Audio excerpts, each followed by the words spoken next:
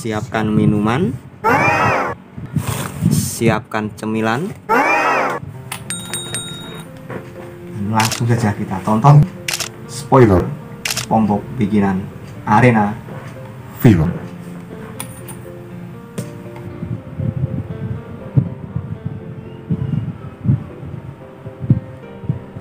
Halo Sobat Rebahan, perkenalkan kami dari channel Arena Film membahas apa saja tentang film.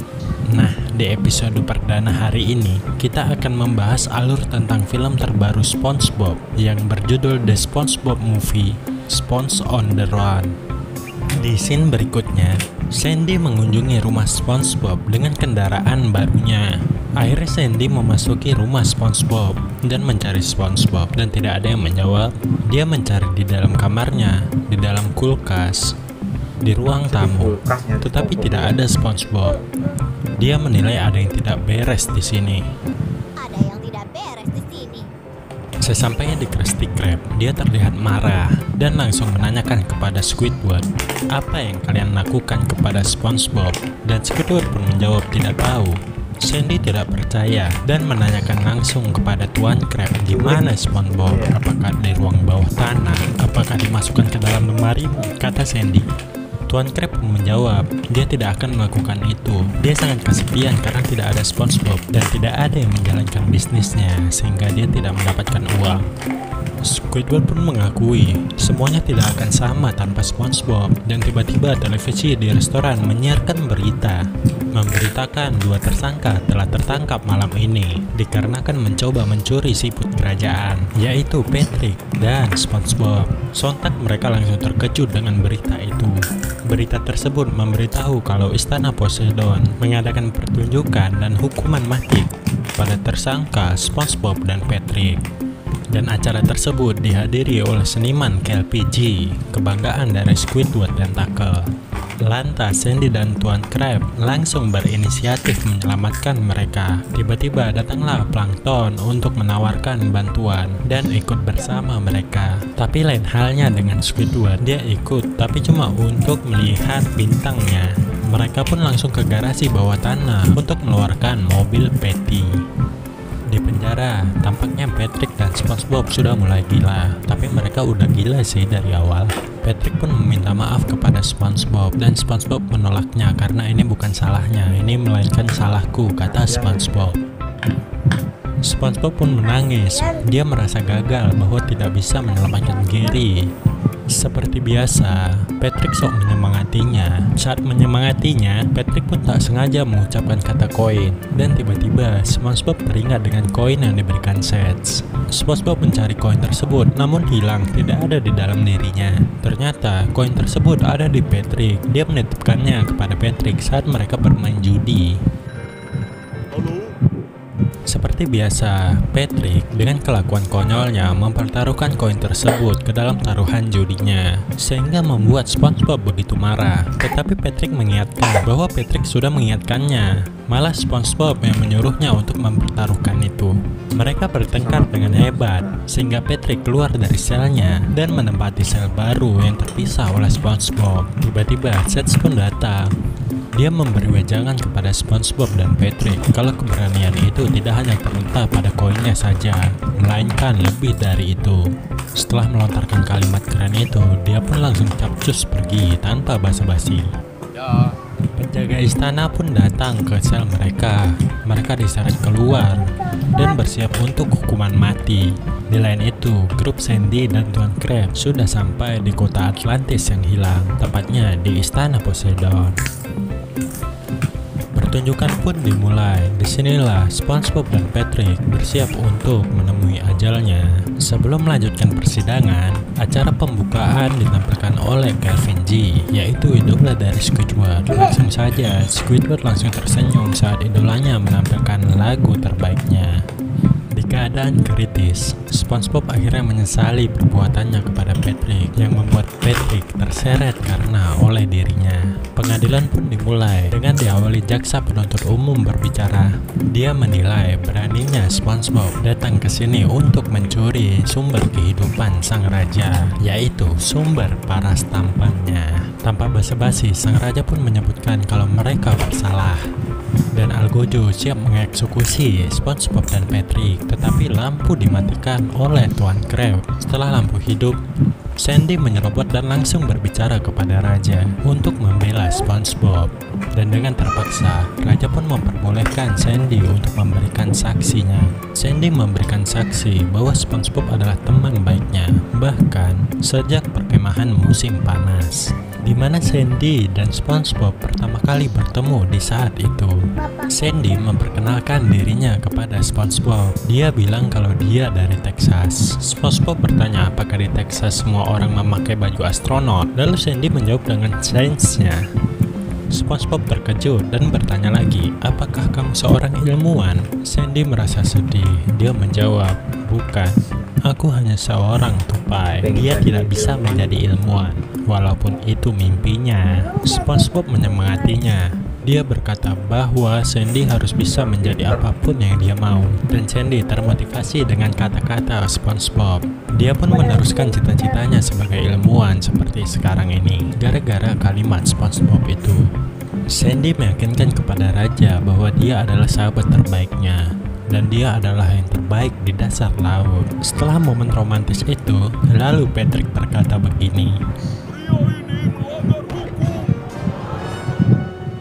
tetapi Patrick menyatakan hukum itu harus dilanggar.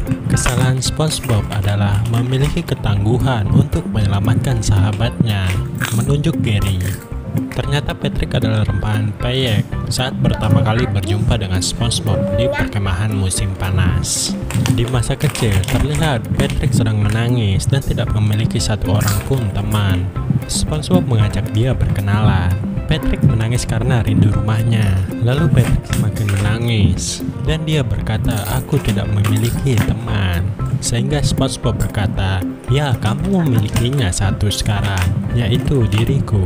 Di saat itulah SpongeBob menjadi teman pertama Patrick. Patrick besar mengatakan, Sponge yang kecil itu telah menyelamatkan kehidupan bintang laut yang malang ini, dan tidak banyak yang berubah hingga hari ini. Dia tetap sama seperti SpongeBob yang kecil. Momen yang paling imut saat Patrick mengatakan ini kepada SpongeBob.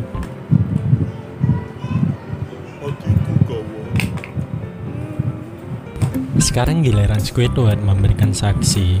Dia mengaku tidak menyukai SpongeBob, bahkan dia sering memakinya. Tapi ternyata Squidward juga bertemu dengan SpongeBob saat Jambore Nasional. Pada malam itu, ada acara pencarian bakat dan hadiah utamanya adalah piala keperkemahan. Squidward sangat menginginkan piala itu, tetapi sangat disayangkan penampilan bakat dari SpongeBob dan Patrick memenangkan acara pencarian bakat tersebut, sehingga mereka berdua dianugerahi piala perkemahan. Squidward pun menangis, melarikan diri, dan berniat untuk tidak bermain klarinet selamanya. Dan dengan hati mulia, SpongeBob memberikan piala perkemahan tersebut sehingga Squidward bisa menjadi pemain klarinet yang handal. Squidward besar mengatakan dia sangat menyebalkan, tapi Sponge kuning ini adalah temanku juga dan dia tidak pantas mati. Dan juga Tuan Krab memberikan kesaksiannya di masa kecil SpongeBob, dan juga Plankton sama, mereka membela SpongeBob. Mereka bilang bahwa dia tidak layak untuk hukuman mati. Ternyata penutupannya mereka semua bernyanyi dengan sangat gembira.